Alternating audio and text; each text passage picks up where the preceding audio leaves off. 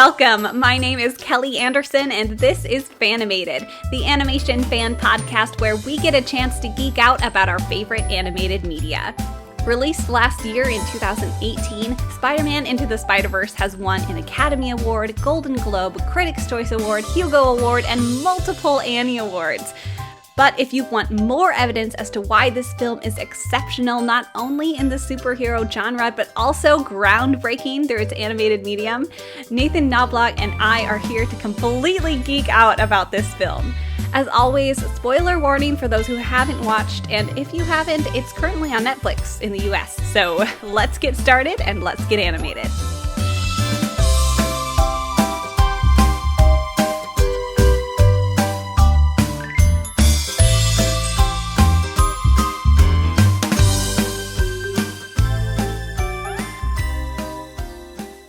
Hello, Nathan. Thanks for being on the podcast. How are you? Hi, Kelly. I'm doing great. Thanks for having me. Of course.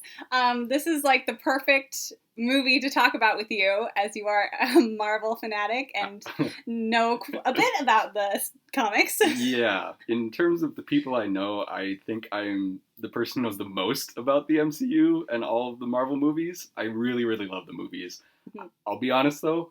I don't read the comics very much, but I still love doing all the research. I love all of the legacy of them and how they can pull from so many different media. It's wonderful. It's one of my favorite things to see in the theater. Good.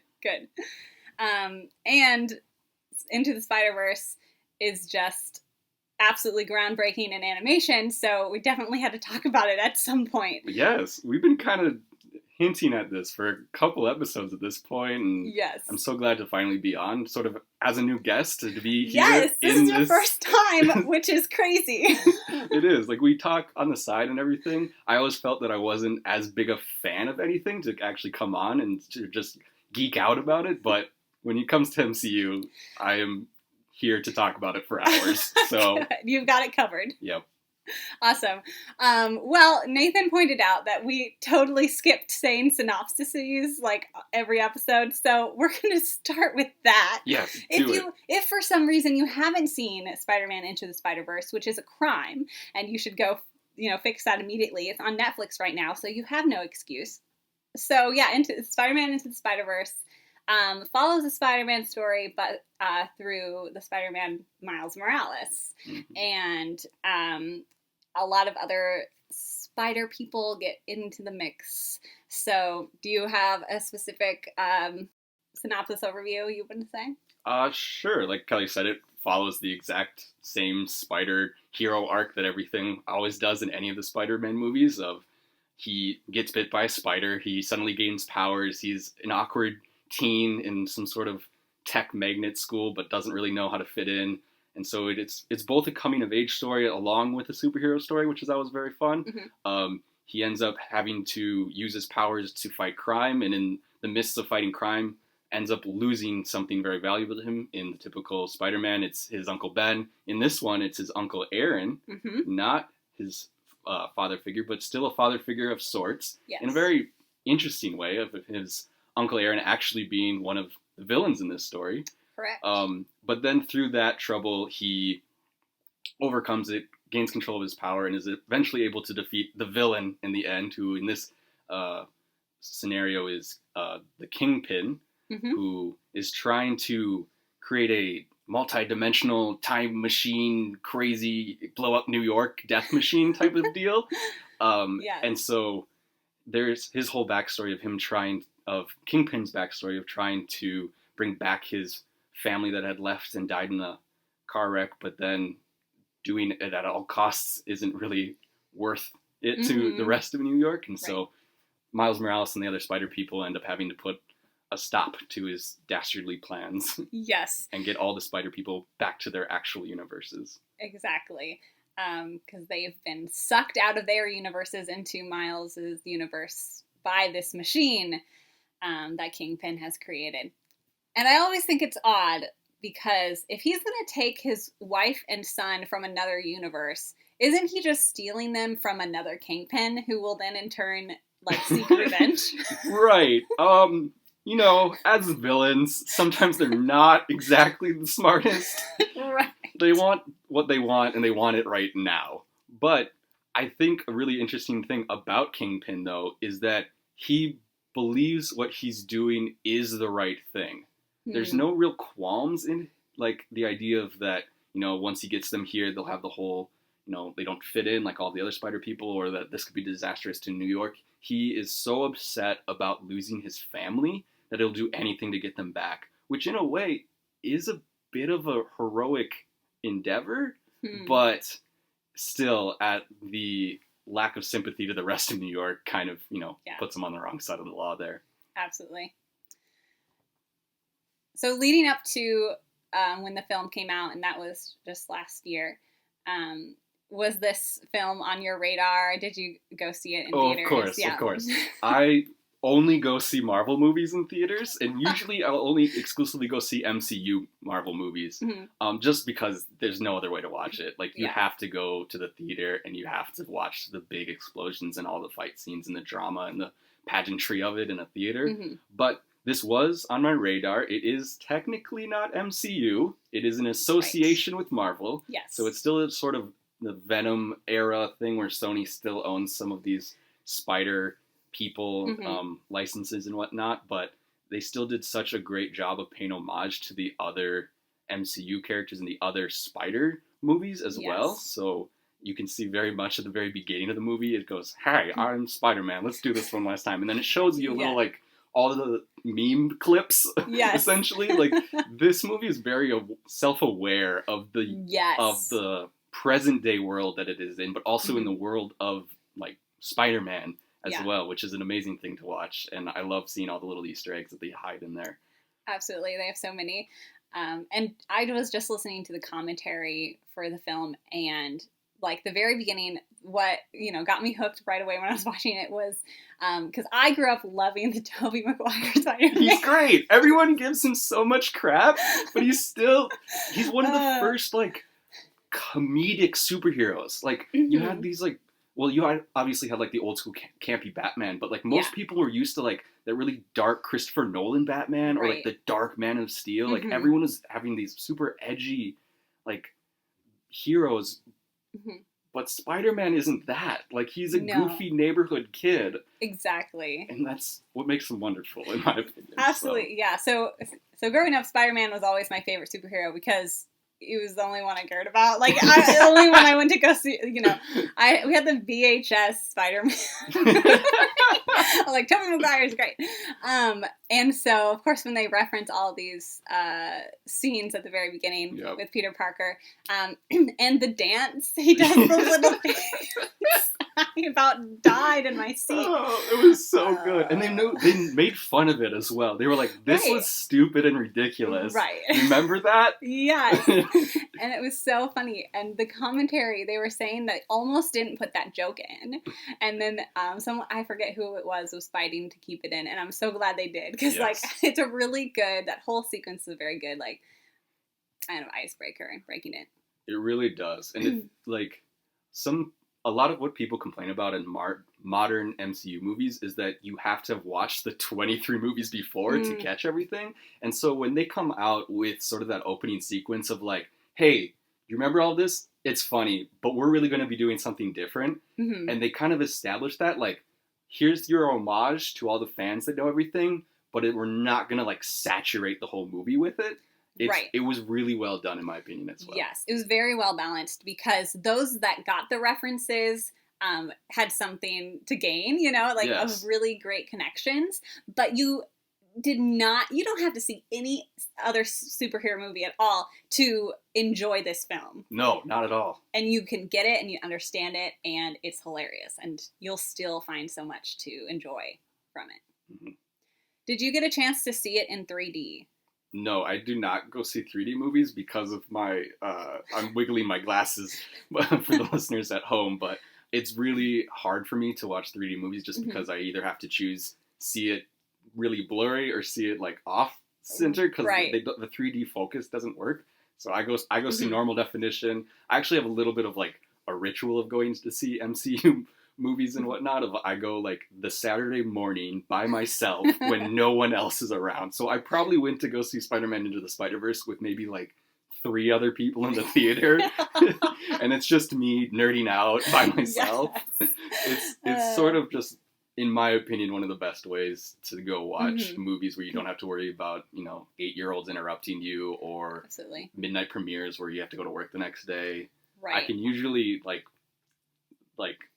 bay off the spoilers for a couple days. And I don't have to worry about that would it. be hard to do.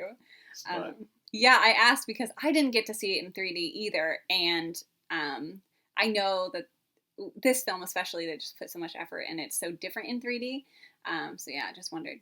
I can kind of, sometimes when you go to see a 3D movie, it can be kind of gimmicky, them, reaching out to the audience and whatnot, and you're like, that was just a gimmicky 3D trick. Right. But also, the animation in this movie was so overwhelming. Yeah. I don't know if I would have been able to make it through a 3D instance of it. So much. It's, just how they start it, and all of, the color and flashing and everything that they do is so overwhelming to begin with, that if you put 3D on top of it, I think it's already too much, and it would be way, way, way too much, for me at least. Yeah. And it might even detract a little bit, because the animation and the hand coloring and all these little nuancy things that they did was so, intricate, but it created such an important aspect of the storytelling that if you were missing that because everything is popping out at you in 3D, I don't know if it would have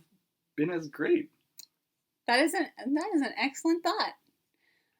But it's who's possible. Can say? Neither of us saw it in 3D. So who knows? If you saw it in 3D and have something to say about it, let us know. Facebook, Instagram, at Fanimated Podcast. Great. Hey, great plug.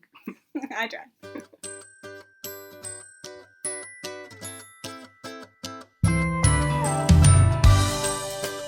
Hello, Fanimated listeners. I want to take a quick break from my phenomenal conversation with Nathan to just say thank you. Fanimated is nearing its first anniversary, and we are celebrating by having a new episode every week in the month of September. Not only that, but every Patreon supporter who donates $1 or more in the month of September 2019 will get a special Fanimated decal sticker. If you're unfamiliar with Patreon, it's a phenomenal platform where you get to support your favorite creators and receive super fun rewards in return. Every one of our Patreon supporters gets to vote on upcoming podcast topics every single month. You can find us at patreon.com/Fanimated. You can cancel or edit your donations at any time, and your support goes to covering the technical cost of the show so we can keep the podcast going.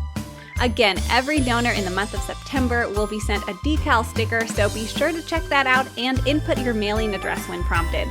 Otherwise, I won't know where to send it. Okay, thanks so much for listening, and remember to make the best financial decision for your life right now, so never feel any pressure to donate. Now, let's jump back into the Spider-Verse.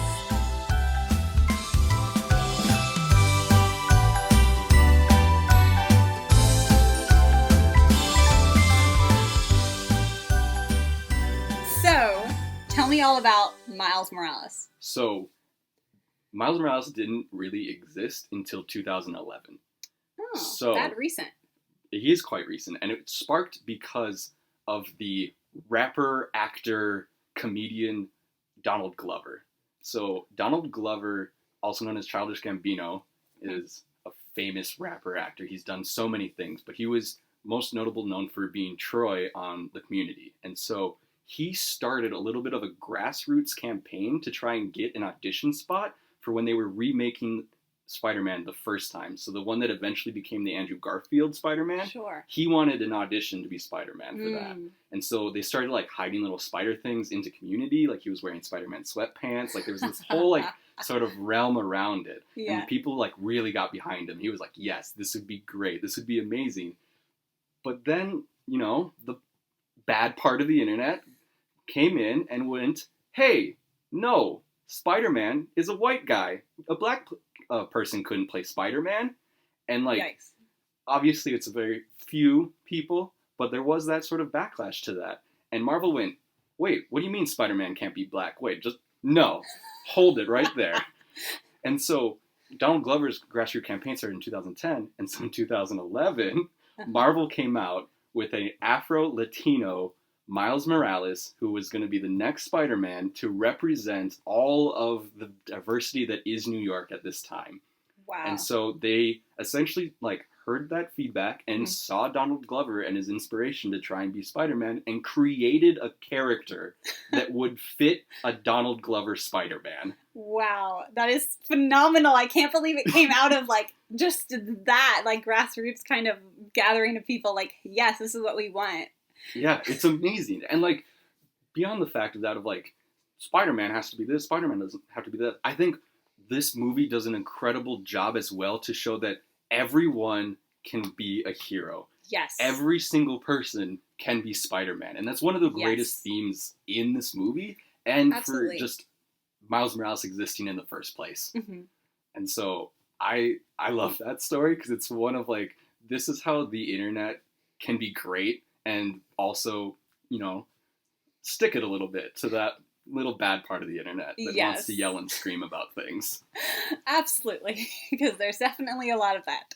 And so I was so happy that when this movie came out too, that it wasn't just another Peter Parker Spider-Man movie. They were like, you know what? We have this huge, vibrant Spider-Verse, and we can do so much with it and prove everyone to just prove everyone wrong, pretty much. Right, that anyone can wear the mask. Yep. So, do you know when, like, where or how does Gwen Stacy come into the Spider-Verse franchise? Like, so Gwen Stacy was always a love interest of Peter Parker. So Peter Parker always had sort of the three-ish main love stories of MJ, obviously Mary Jane, Gwen Stacy. Oh, and then who's the last one? There's always because they're essentially just white girls with different hair color. Right. They're not very creative about it. But they are being much more creative about it in the modern Spider-Man with Tom Holland, with the Zendaya being MJ and whatnot. Yes. But so Gwen Stacy was always just a love interest until they decided to make her own superhero. And her whole backstory is also very tragic and whatnot, of like losing Peter instead of, you know, finding him, and like destroying her love interest instead of just having it be swapped.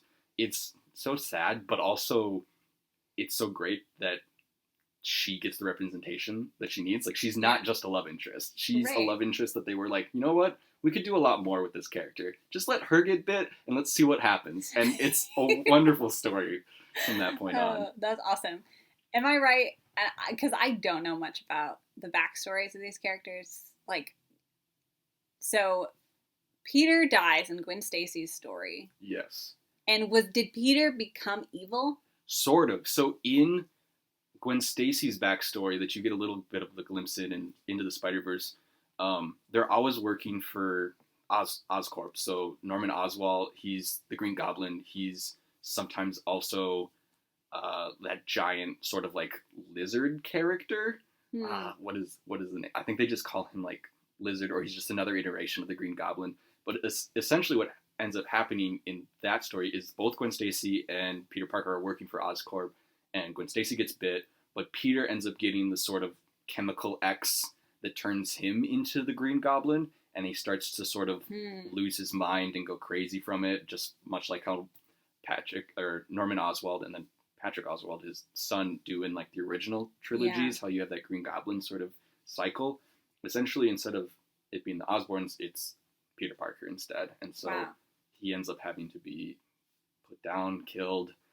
It's kind of very sad and dramatic. Wow. Well, I wonder if we'll ever get like a spin-off / sequel animated feature of just Gwen Stacy. That would be cool. That would be really cool. I don't know if they would do it because they kind of started already established. I think they would. There is. I don't know if there's talk, but I think there is a possibility that there would be a sequel to Into the Spider-Verse. Yes, I do believe there's definitely talk of a sequel, especially with how like successful it was, and they even like left it hanging there at the end. Yeah, it's Gwen Stacy's voice. Hey, Miles, what? Like the whole like thing from the ceiling. Yeah. And so I think they could bring everyone back, but I don't know if they would elaborate more Mm-hmm. or if they would just continue telling a new story.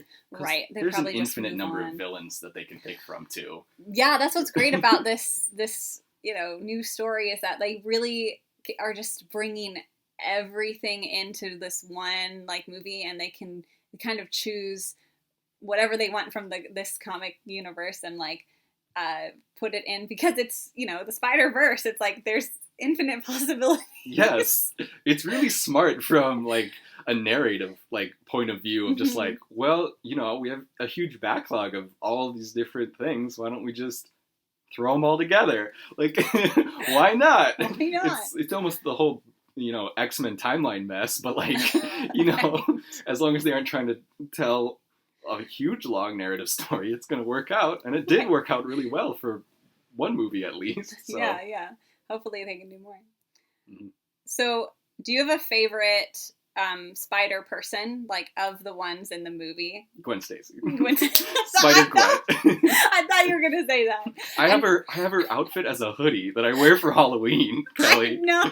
I love Gwen Stacy.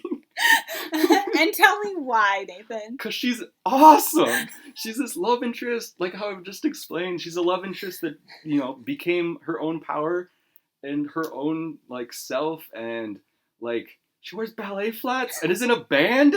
She has her own band. She's so cool. She's just so cool. She wears a hoodie.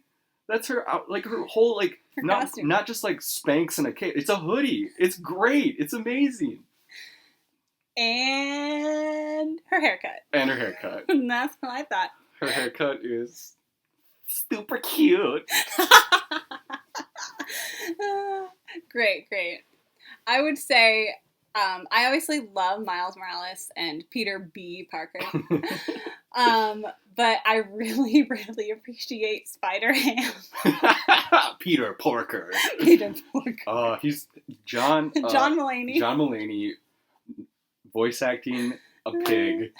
You never think would be perfect, but it is. It's the perfect pairing of the weirdest character possible with just a strange man.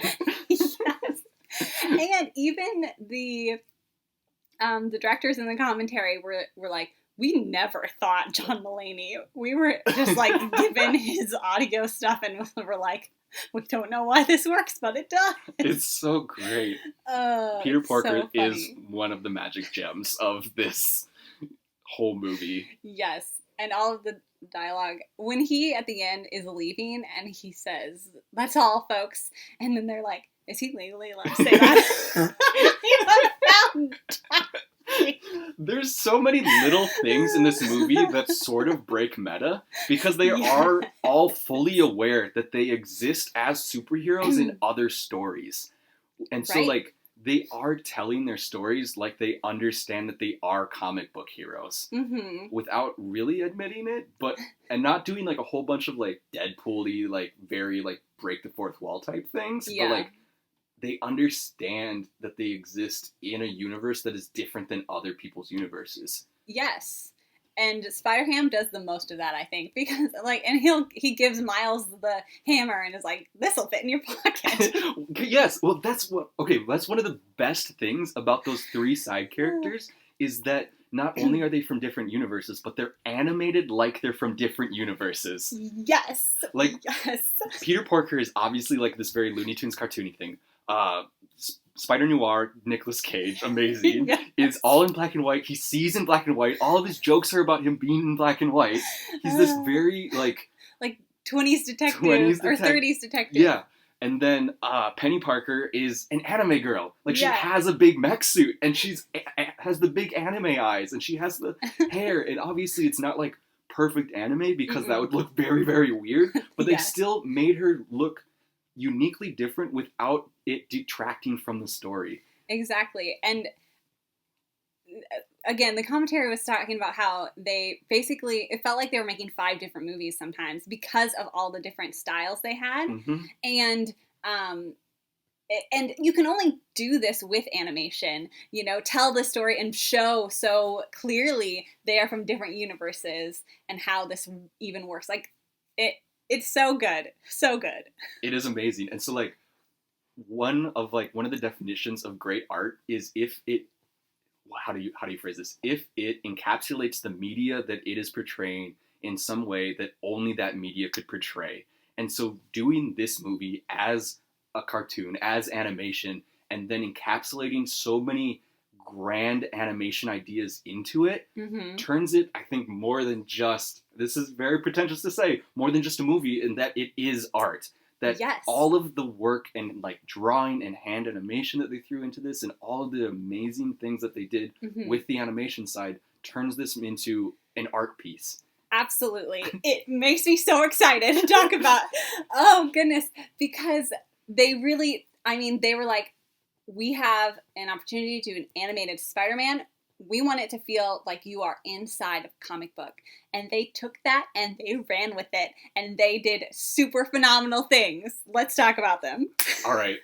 Starting off, though, a narrative thing. They used the comic book as a narrative piece. Yes. Technically, their animation changed to be more comic book-like after Miles Morales was bit. So once he became a hero, he then entered a book, and you started getting those word bubbles of his thoughts. Yep. You started getting all the action lines. All the onomatopoeias. All the onomatopoeias, all the, punching and the bang and the push. Like, it was happening when you saw Spider-Man at the very beginning, but as soon as you went to see Miles Morales, you got very pulled back. Like, there was little action lines when he hit his throat with the marker that he was drawing. There was him throwing stuff around, but you didn't... And the steam coming out of the steam coming, pot. Right. It was a little bit of a comic book, but as soon as he got down, for sure. As soon as he got bit, like, you started seeing things in like boxes and frames, and you had these transitions and this pointillism shading that is so typical of pop art and to comic arts, and it was more than just, hey, this will look nice. It was a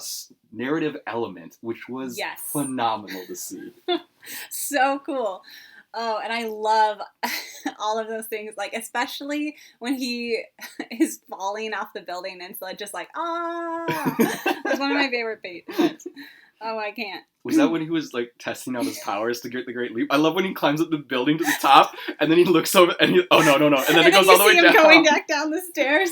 And then he goes to the building next door that is much shorter. Yes. It's such, like, little clever, funny things that I love about superhero movies. And that's, like, also a coming-of-age thing. I'm just like, he's very timid. He's a teenager. Yeah. He's not expected to be a hero. And we're putting off animation for just a second to talk about this narrative because it's amazing. But yeah, the whole time it's him, like, he's not there yet. He isn't a hero yet, and they're all in this dilemma, like, of course they're all heroes saying, oh, well, I'll sacrifice myself to destroy the machine so that everyone else can go home, because Miles can't do it yet.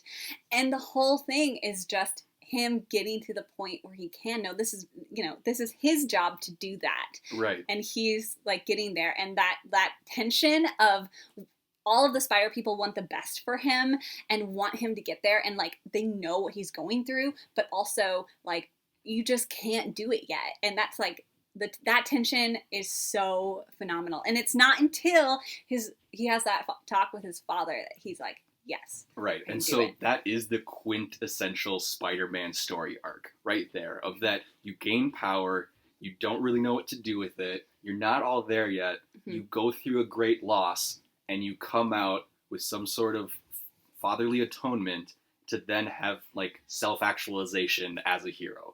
Yes. I know that's like very pretentious, very literary, but like I went through like Jacob Campbell's like 17 steps to the hero's journey, and was like rewrote them a little bit and created my own like Spider-Man steps to the hero's journey. Yes. But like it's the same story over and over again that you've seen in essentially 6-ish movies now too, including like Avengers Endgame is Spider-Man story, no spoilers, but like... Right! I'm losing my mind here! See? You understand why I love MCU? Yes! Oh, gosh, this movie, guys. So going back to the animation. Yes. Like I said, they the whole goal was we want it to feel like you're inside of a comic book. And I mean, this is part of why I love animation, but every single team working together cohesively to create one amazing work of art. And that is exactly what this movie does. The sound was perfect, the lighting, just like the animation itself and layouts. And I mean, everyone doing their job so well and breaking so many boundaries in so many departments to create this film. And it blows my mind. So one of the things they did to make it feel like a comic book was they animated on 2s instead of 1s. And what that means is that you have an image, and usually in a big feature length film like that, you'll have that image shown just for one frame. Mm-hmm. And then you'll have another image in the next frame. On animating on 2s means you're holding that image for 2 frames and then going to the next one. And so that just like creates this different feel of the whole thing. And as you're going through the movie, there are moments where they play on that really well.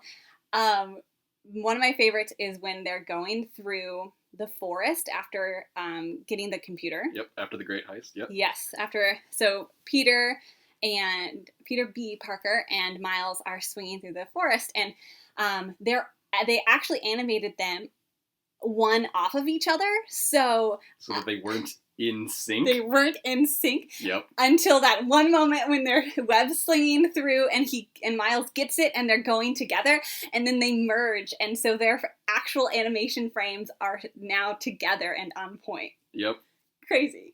So that's another thing, like, of using the medium to its full extent, is that because it is animated, they can do this. And so a little bit more on just the 2s versus 1s. So typically when you see a movie, it's, a bunch of moving still frames. And so usually it's 24 per second, or 24 frames per second. Mm-hmm. And then when we say that's on 2s, it would be half that. So it's only 12 frames per second. So it mm-hmm. makes it look a little bit jerkier to you, but you wouldn't be able to really explain it because you still have 12 images flashing at you per second. But if you compare it to Miles being on 2s and Peter B. Parker being on 1s, he looks jerkier. He looks like he doesn't exactly know what he's doing. He looks slower, perhaps. Mm-hmm. And so when they finally do get them in sync there, you have this subconscious sort of realization of like, oh, he's getting it now. Yes. It's amazing. And like, you couldn't do that with any other medium other than animation. Exactly. And every single aspect of the film supports the story just like that. They use it in so many phenomenal ways. And just speaking of that scene while we're there, one of the hardest parts was like getting that forest to look stylistic. Again, in the commentary, there's this really great quote. And I think this just like encapsulates the whole movie, honestly. I'm forgetting who said it. One of the directors. And he said, "It's no understatement to say that this look in the forest is one of the hardest things to accomplish in a movie like this. To make something look realistic is something we know how to do pretty well, but to make it look graphic and illustrative is almost impossible." So it's almost, well, obviously, I guess because you would have so many photo renders of forests that when you try and animate it and be like, well, now we need to make it look like it's in our universe. That's, wow, okay. Yes, so, and that's why another reason why I love this movie so much, because so much animation nowadays is how realistic can we make it look. And obviously that's brilliant and beautiful and supports films like other films in the MCU, franchise that have such great special effects and CGI animation, and it's phenomenal. But this goes back to like the root of animation in the first place. Like, what can you do? You can do anything that your imagination can think of in animation, and like, so let's do that. Let's have different styles. And that he said that it's like harder to do a stylistic approach like this is phenomenal. And it was so funny because they were like the special effects, the visual effects department like kept going to them like, are you sure you don't want the leaves to rustle? Like, we can make that happen. And they're like, no. No, this is supposed to look like a comic book, and leaves don't rustle in comic books. Yeah. Oh, so good. Oh man, just that every single aspect of this film, like the sound design is phenomenal. Well, do we want to talk about the huge like rap artist soundtrack they had behind it? Like, yeah. Just the soundtrack, like feature artists, is just a list of amazing rap artists, and it's a track and like album that you could just listen to casually and not associate it with Into the Spider-Verse at all, because it's part of that sort of representation that this movie has of like, you know what, we could do the whole grand orchestral things that the MCU does, but this is a story about like a little African-American, African-Latino kid from Brooklyn. He's not going to be listening to your orchestral scores. Like, he's not a hero yet. He doesn't need that huge symphony and whatnot. He's going to listen to rap music, and he's going to listen to modern artists. Yes. And so we want modern artists to actually influence and, you know, be in the soundtrack. Like, Sunflower was like one of the hit songs of the summer last year, disassociated to this movie. Yes. It's just a good song. It's a good song. Oh gosh, it's so good. Oh man. Some other things that they did animation-wise was they didn't use motion blur. So motion blur in animation is kind of streaking the image to show rapid movement. So you still have all of those frames, but you're just kind of streaking them. It's kind of like if you take a picture of... have you ever watched The Flash? That's motion blur. Yes. Whenever the Flash goes by. Great example. And you see that big red trail behind him. It's like that. And so it's a way for animators to show movement and to not have to also like color every single frame. Right. And so what they did instead was they used an older technique called motion smearing. And so what that does instead is you're showing the illusion of movement through even less frames. And instead of having this specific movement, you're adding, like, our eyes can't pick up on every single frame. Just like if you watch someone throw a baseball, you're not picking up on everything. Your mind just puts it together in one motion, just like with an animated film. And so if you like pause on any rapid moments in the film, you'll see the characters have extra limbs, or they're like sticking out in weird ways, because like that's just how they made the motions look smooth, accurate. Yeah, smooth and accurate once it's sped up.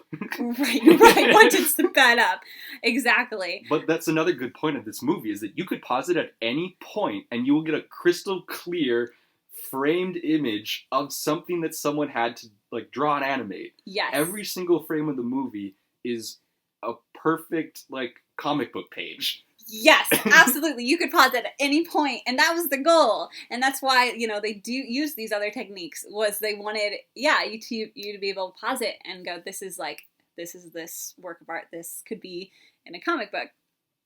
And so another thing they did was they added, I forget what they called it, but they just added lines onto like people's faces and clothes. And that is just so fascinating. So this is like a whole new thing too. So what they had to do was in their computer program, they have a model, an animated model of the characters. And so they would hand draw. This just blows my mind. They hand draw like lines on the chin or the eyebrows, like all Miles's nose was a big one. I saw this video as well. Yes. Is it the Wired video on yes, YouTube? It's Wired video. If you want to know what we're talking about, go watch the Wired. Yeah. They have like both of the animation directors on it to explain it. So yes. This is actually super interesting to me because they used machine learning to identify where those lines should go so that it wouldn't have to hand animate it on every single frame. Right. And so what they did though is they had the model, they drew like the lines into on about 8 or 10-ish, sample examples, and then every frame the machine learning, that algorithm, would look at the picture, try to identify what sort of position that Miles, say, was in comparative to his existing models, and then apply those lines to his face. And then a person would go in and correct it. And then once they corrected it, they could say, this is right. this is correct, and then they would add it to the machine learning's database of existing models. So as they continued to fix everything, the machine got better at drawing the lines on Miles. Yes. Which is fantastic to me. I'm a software engineer. I love things like this. It's amazing that they can just essentially teach a computer to animate redundant tasks for them. Yes. I mean, it's phenomenal, and it's so fascinating to like all these movies will come out, animated movies, and they'll come up with new software systems like that will animate Rapunzel's hair or animate the snow in Frozen or something, just making it easier. They'll like do stuff that like create whole new systems to work for what they're trying to do. So yeah, they're not drawing every single line. As a code junkie and as a software engineer, I love that. That's essentially my job. That's the career I went into, is to like essentially solve problems every single day. Not as dramatic as, snow and Frozen. It's a lot more redundant over there at the Big Red retail store, but it's still just so fascinating to me. And I love that software engineering is encapsulated into every single career and so many things that you would never think about. Right. Like, who would need a programmer to be on an animation team? They got so many, tech wizard animators to do all of these things for them. Not everything anymore. Exactly. So those lines also just like help them be more expressive, and they were just able to do a lot with those. So definitely keep an eye out for them when you're watching and rewatching this movie. And then a couple other things they did, because man, they just did so much. They did so much with this movie and the art here. They would put like hand-drawn flat images in the midst of the CGI, like computer animation. And so like a really great example is right at the beginning of the movie with Peter Parker's intro. He like jumps against a taxi truck, and a taxi car, and it's like a split image of him, like a very comic book image of him like bouncing off of it, and there's like the big star thing coming out. Or when Miles Morales like jumps in front of the subway train to escape the Prowler. Yeah. So that you don't notice it right away because you're just like so overwhelmed by the movie. But then when it starts happening over and over again, like you start picking up on all these like little intricate tricks that people are doing in this movie.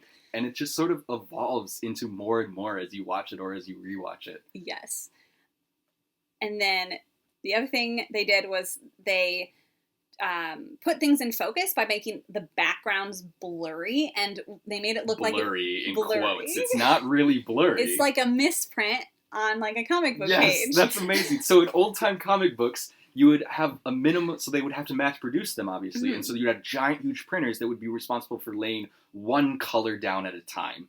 And so you'd have, that's why a lot of old comic books only have like sort of the three main big colors, because you wouldn't have access to like all these individual colors. And so if the paper going through the printers was off by a little bit, they wouldn't stack up right. And so on the edges of these frames or the edges of an image, you would get like the pure color sort of offset a little bit, and then it would be the image. But it would look blurry to say, like like it's not really blurry, it's just misprinted. But they would use that to create focal points because they weren't using action blur, they weren't using these focuses and whatnot. And so they took essentially a mistake from comic books and then applied it to modern media in terms of purposefully to make it still feel like you are looking at a comic book.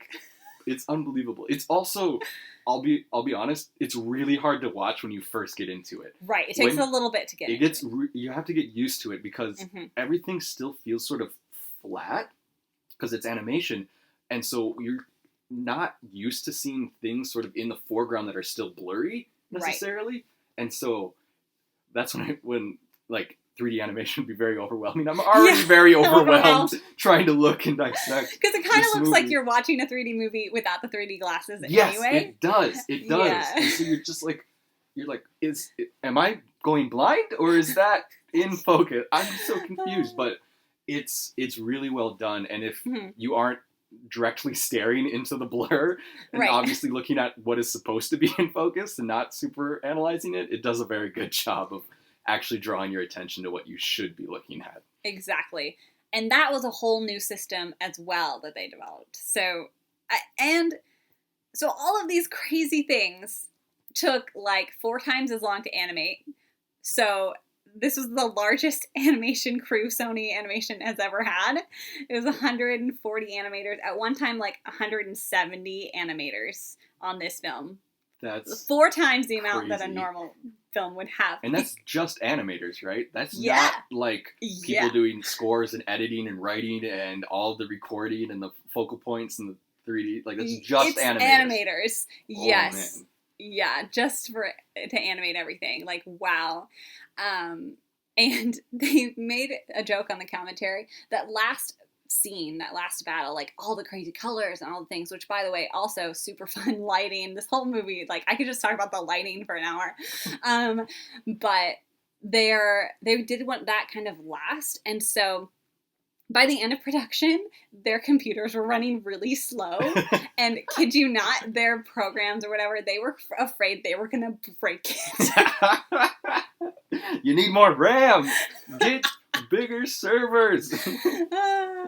So I thought that was a super fun little tidbit. And it just makes me so excited because with how fast technology moves, like I'm so excited to see what else the animation industry can do, especially now that Spider-Man Into the Spider-Verse like really broke through the traditional like where computer animation has been going recently, and breaking it apart and saying, no, you can be creative, you can go crazy.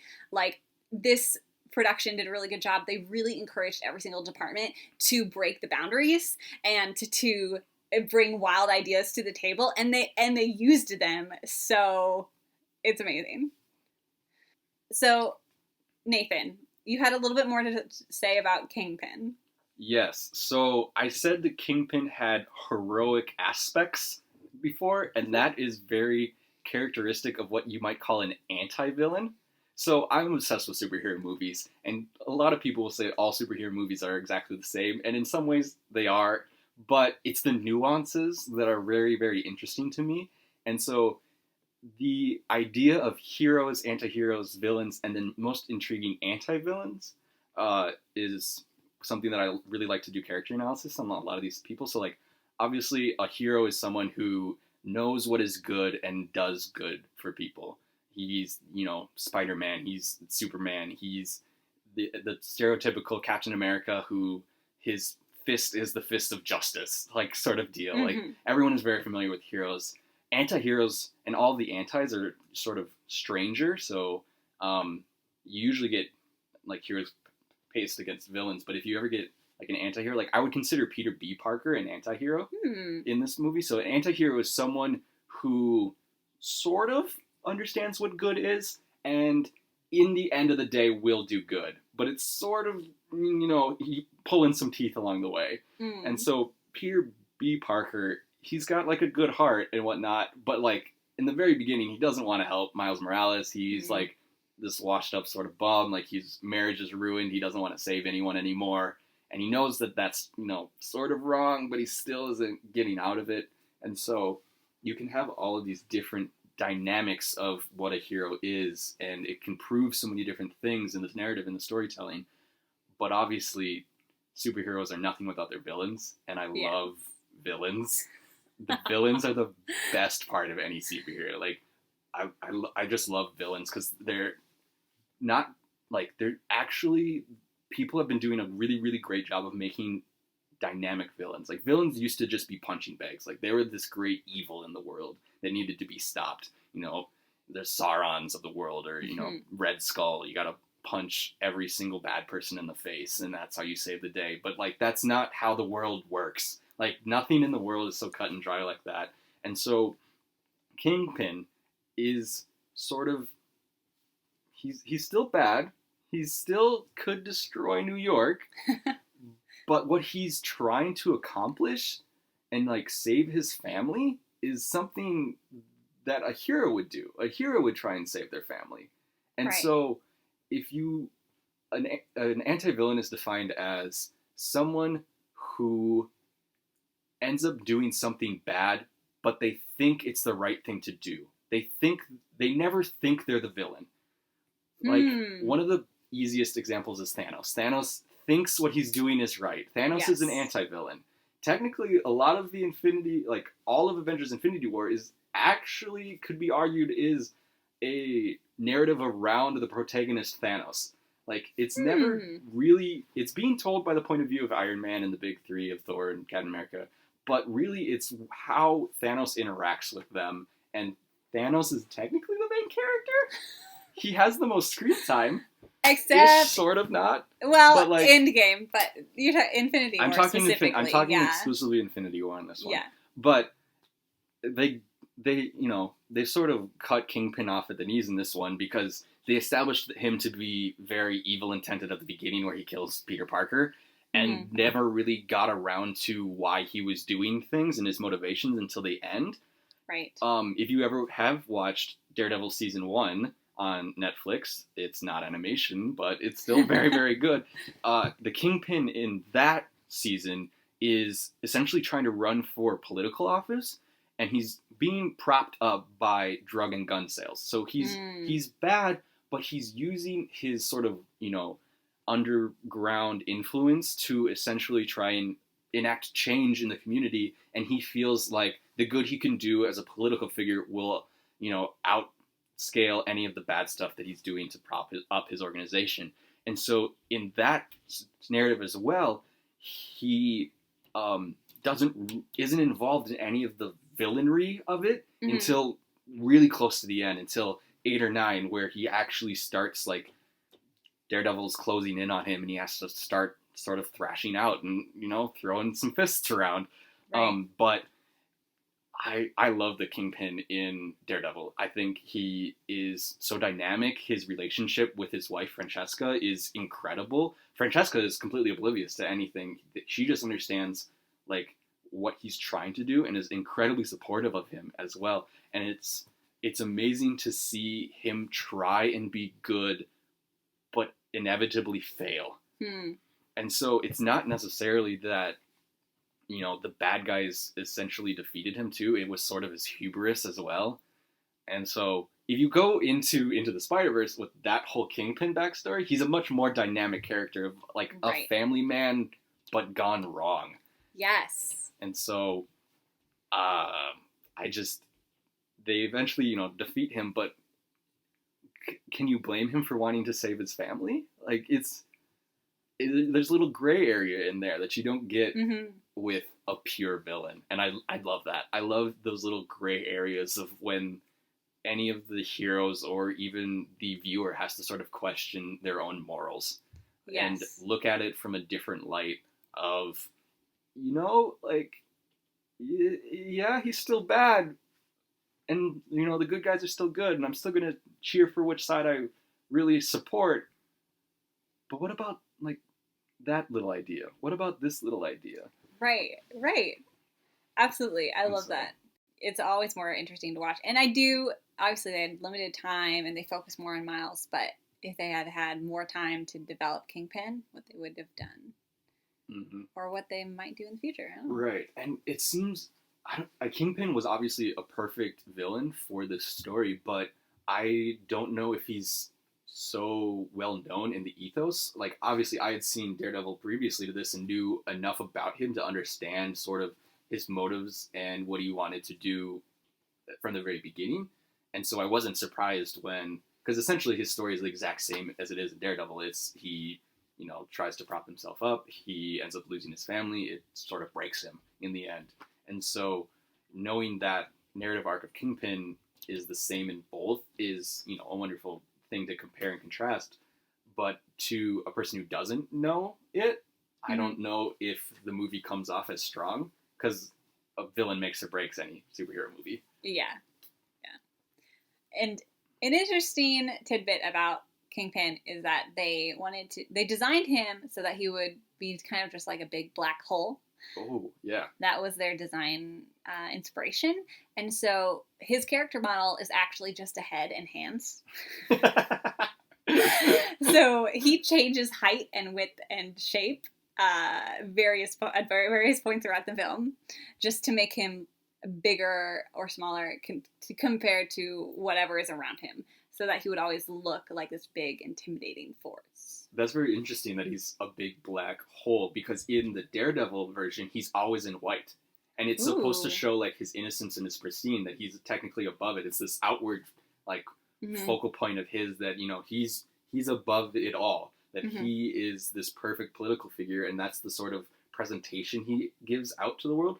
And, like, and then, obviously, blood looks really good on white suits. Right. Which, you know, is then very dramatic in the end when, you know, you sort of ruin that facade that he has.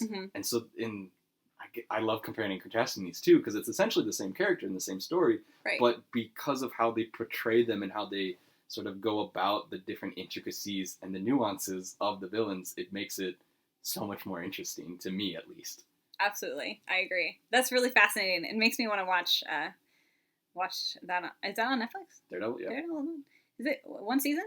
3 seasons. Oh, 3 seasons. Oh, gosh. You only have to watch the first one, though. They essentially, all of the Defenders story arcs on Netflix, it's a new villain every season. And so it's a hero that then gets, except for Luke Cage, because Luke Cage has too many villains. What did you think of Olivia Octavius? I loved it. I loved it so much. And this brings up another point that I loved, is that Miles Morales does not live in the MCU. He is in a completely different universe. And so, because he is in a completely different universe, they're allowed to do whatever they want with anybody. Yes. It's great. And so when they finally brought in Doc Ock, and she is this mad scientist, like typical, but the only change is she's female. Oh, but also her arms are so much cooler. Like the whole robot arms from Spider-Man 2, it's like, all right, it's been outplayed. But then she has these like plastic flexible, like they remind me a lot of like more gelatinous and more jellyfish and more like octopus. Right. Like, they're amazing. But they move so fast and they're so limber that you lose track of them constantly. Yes. And I'm just like, wait, does she have 6 arms suddenly? Is there actually 8? No, there's only 4. Like, I sat there and like would count and I'd be like, all right, she's holding here and fighting with this one, and then that one's got the machine. No, it's like, it's great. And the sudden reveal as well. Like, yes, the reveal was so good. The reveal was so great. And if you don't understand like Doc Ock from all of the other stuff before, you'd be like, what? But then Peter just comes out, oh, I bet, and he fully understands like the universe he's in. Right. And like, he understands that it's different. In the Spider-Man legend, there are rules and there are like general guidelines, and they're just taking it and spinning this on its head so that everything is somewhat like familiar and yet completely new.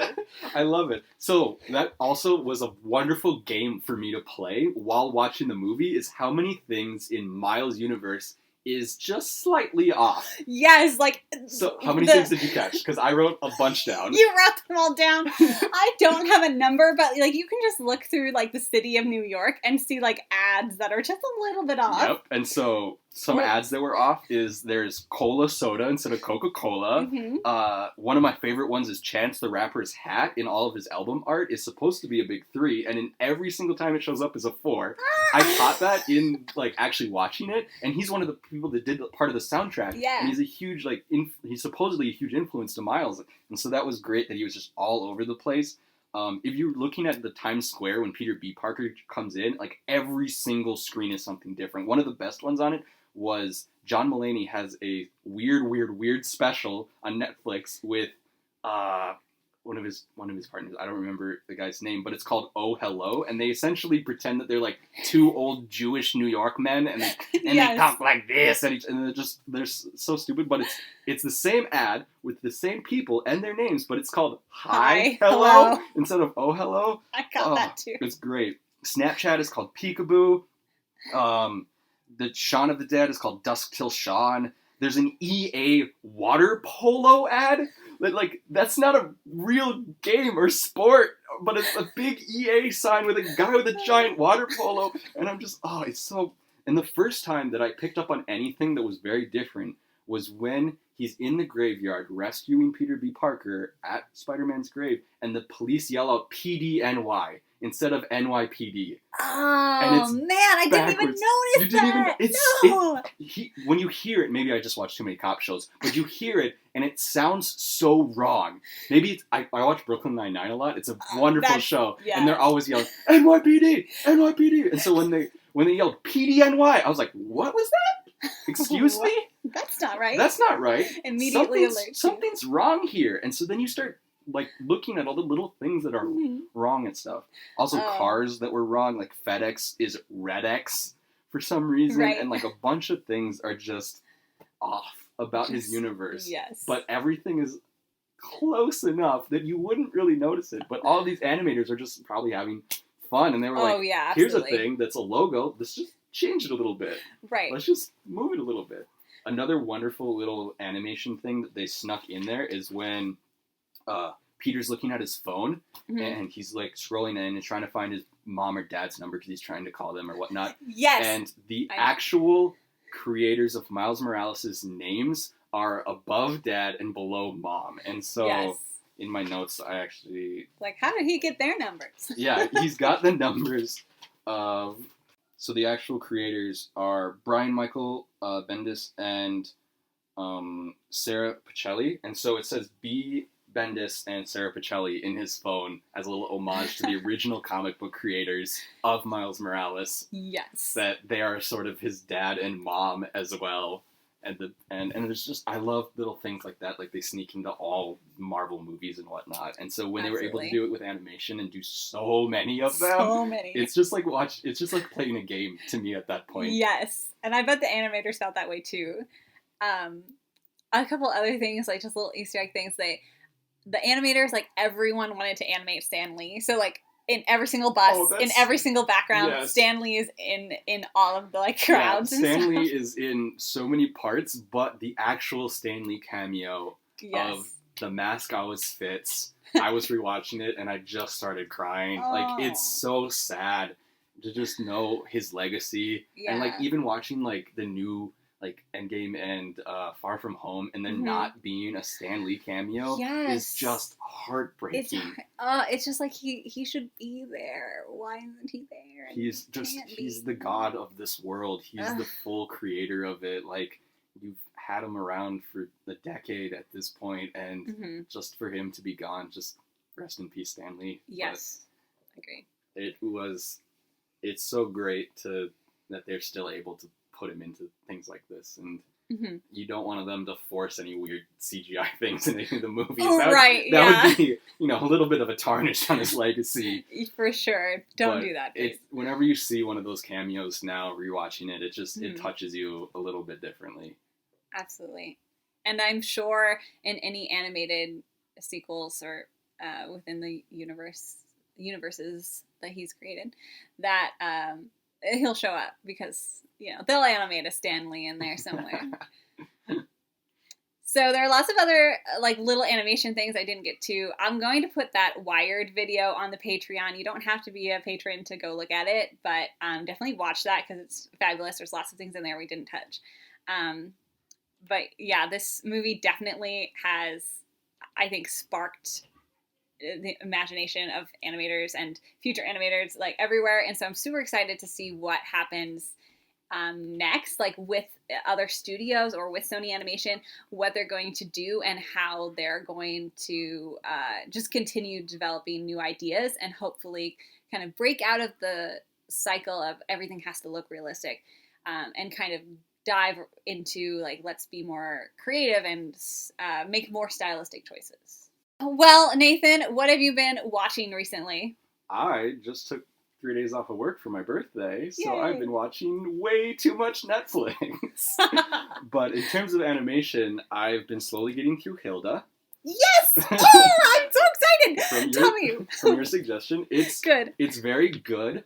One of the things that you very much champion on this podcast is that animation is not for kids, but in this case, Hilda is very much for kids. Yeah. Let's be honest. It's for kids. But that being said, it feels very much like the regular show to me. Did you ever watch the regular show? Yeah, I've seen a few. Where essentially they wrote narratives by sort of outraged writing. I don't know, like they would try and like just outrageous each other. Like there's one of the best examples is like there's a basketball game, but then they do like a secret dunk, and Wilt Chamberlain shows up and he tries to dunk the moon on them. Like, it's just ridiculousness that just builds on itself, and that's the same sort of feeling that Hilda has with a younger audience. Like, it's not just being outrageous to be like outrageous for the sake of it. It's being outrageous in a way that makes sense in the world that they have created.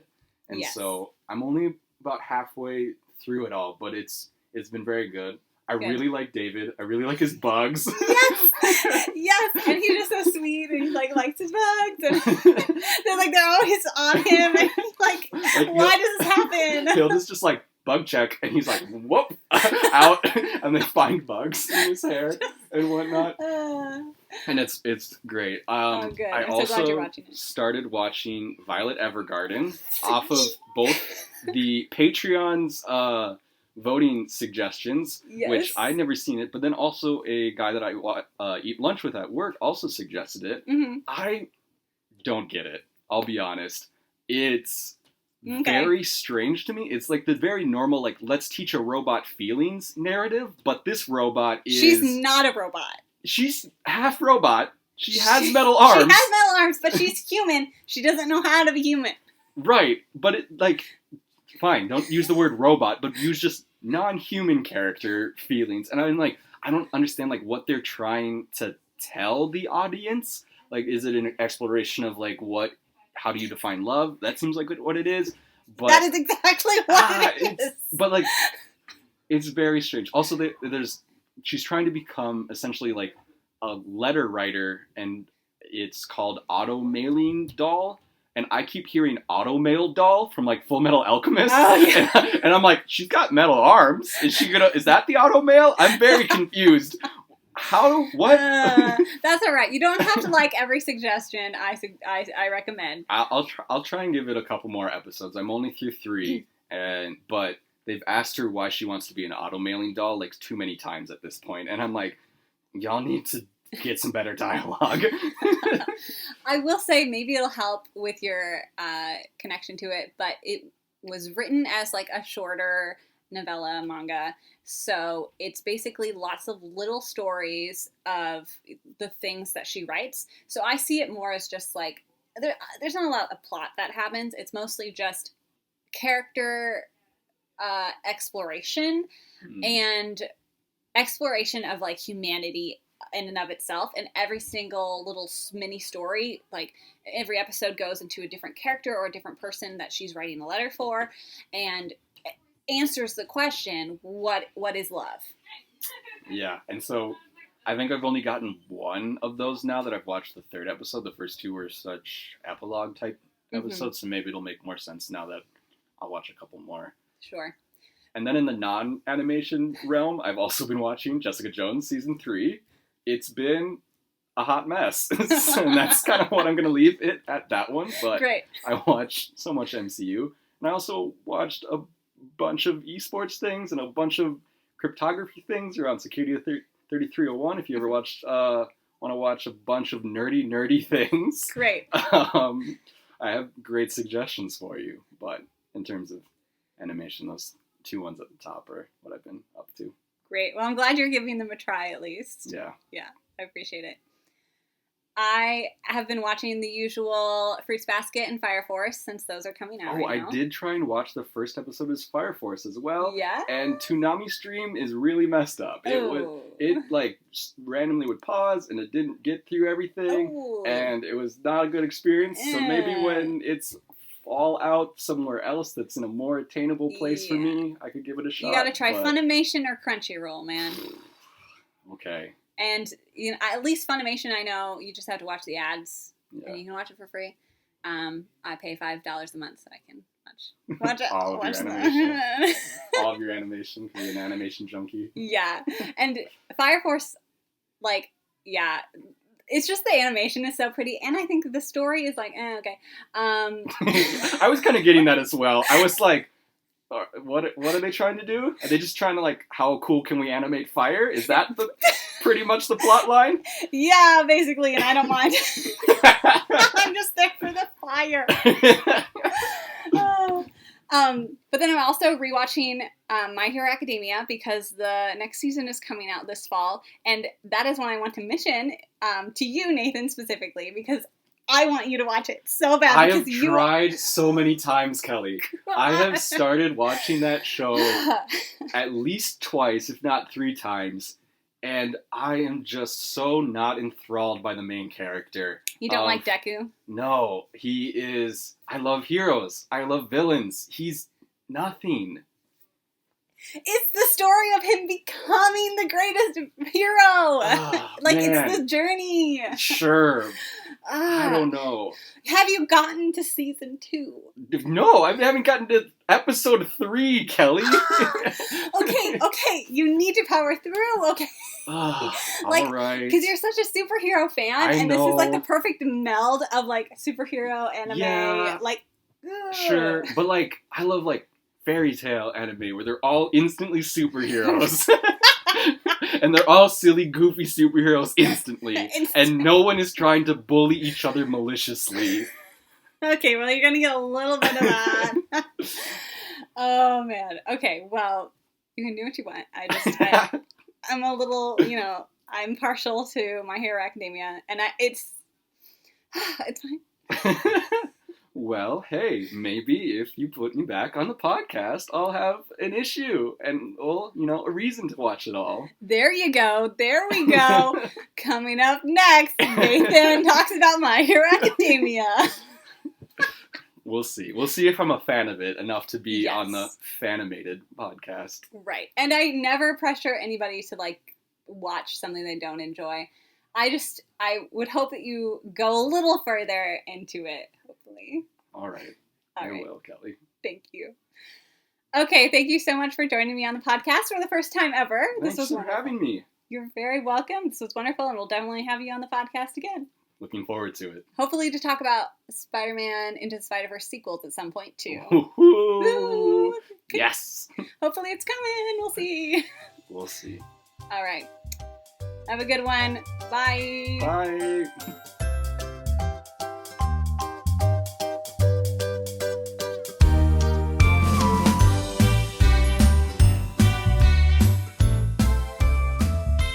Thanks so much for listening. It has been an amazing year, and we still have so much phenomenal animated media to talk about in the year to come. Remember, if you'd like to receive a special decal sticker, go to www.patreon.com/Fanimated. Let us know your thoughts about Spider-Man Into the Spider-Verse and your other favorite animated media on Facebook and Instagram at Fanimated Podcast. You can also email us at fanimatedpodcast@gmail.com. The art for this podcast is done by me. You can find me on Instagram at CandorDraw. The music is provided by Purple Planet Music, and a huge thank you to Nathan for joining me today. We will talk at you next week, but in the meantime, stay tuned and stay animated.